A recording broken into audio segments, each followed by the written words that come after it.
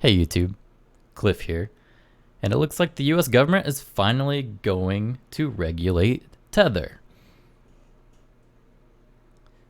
The US government published a long-awaited report on stablecoins on Monday, outlining a proposed measure that could pose challenges to the business model or even the very existence of some companies that issue the digital tokens, which are designed to hold the same value as fiat currencies like the dollar.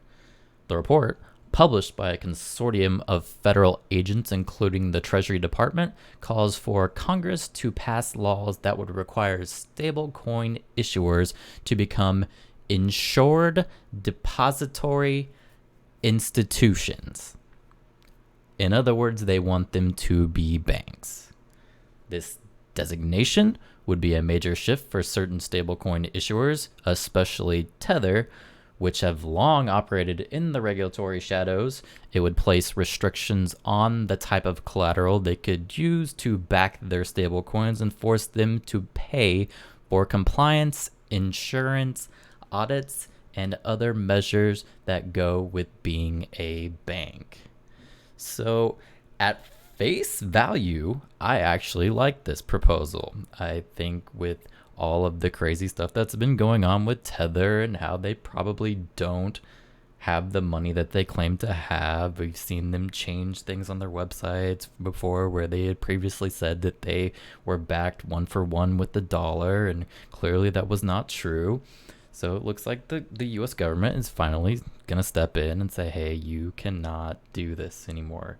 You need to show us proof, and we obviously do not like what you're doing.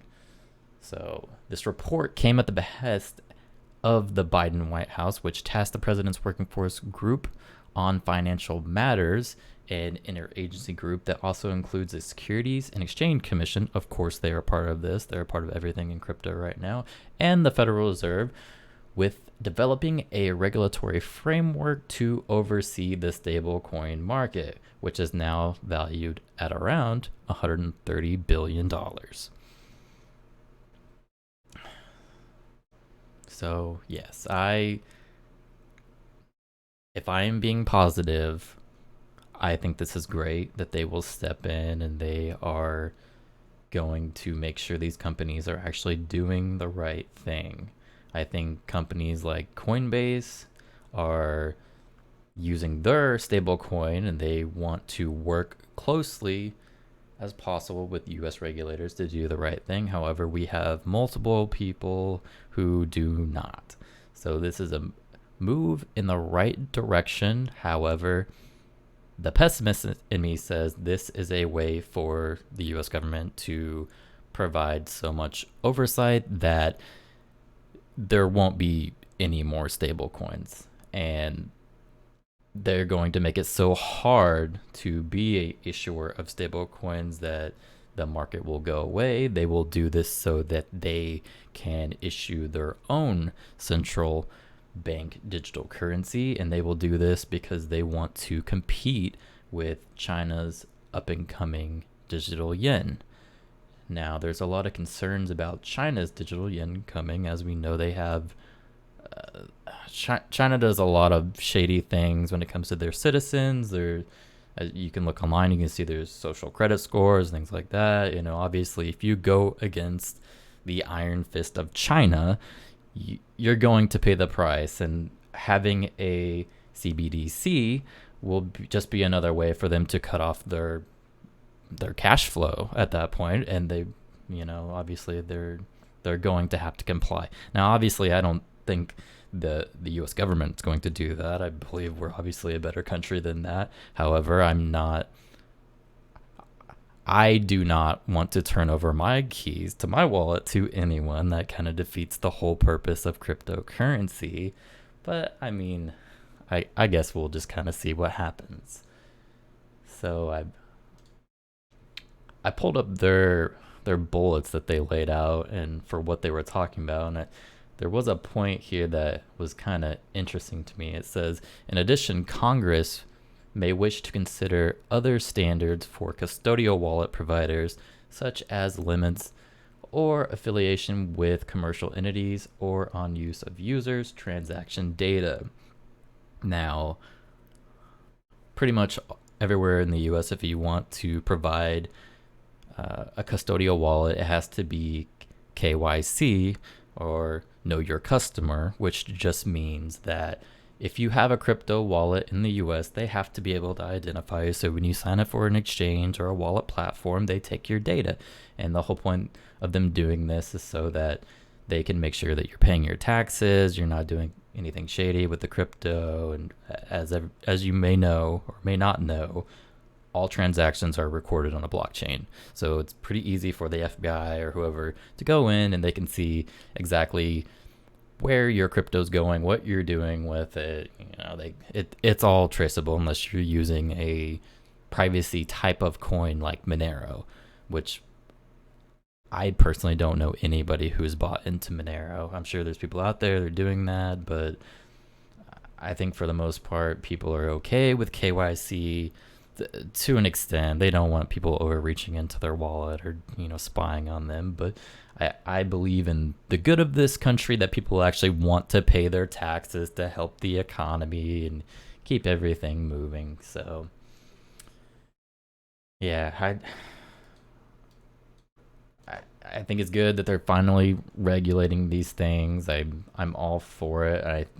I think a lot of this shift is coming from the major changes in smaller countries like El Salvador, who are moving towards Bitcoin being their reserve currency.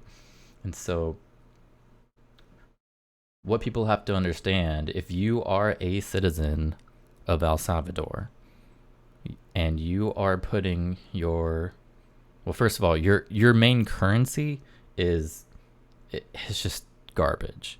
Let's just be honest. The inflation is so high that you will never be able to save for anything. So what a lot of people do is they put their money into the US dollar. However, with the massive amount of inflation currently affecting the US dollar, I think people are realizing that that's not going to work.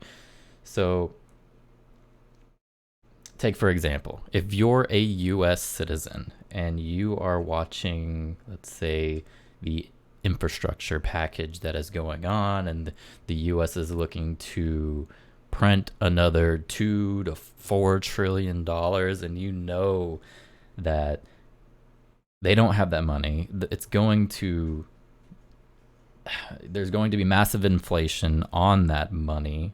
If you're a US citizen, yeah, you are taking the brunt end of that secret tax that you can't do anything about, but you're doing that with the hopes that with this legislation that you will be benefiting from this in some way. There's going to be something in this bill that's going to help you.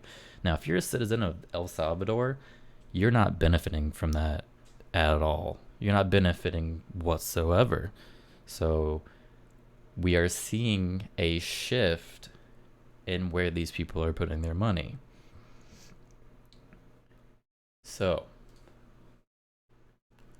every time Bitcoin dips, the president of El Salvador, Bukele, buys more. And currently at this point, he is up on every dollar that he spent. And obviously we're talking in country, it's not small amounts. Every time it dips down, he's buying 21 million, ridiculous amounts of money. Now, is this going to play in his favor? How are his citizens going to react when we do come across a bear market? What is the country going to do then? Are they going to be fine when they hold this currency? Obviously, if they just save the money, everything's going to be okay. I believe in the long term, Bitcoin's just going to keep going up. Everything's going to be okay. But I guess we will just wait and see how this plays out. I don't think they are going to be the last country that starts doing this. I think this is going to be a domino effect. There's going to be many more countries doing the same exact thing. And we will just wait and see what happens. So if you thought this was interesting, please like, subscribe, comment down below, and I will see you in the next video.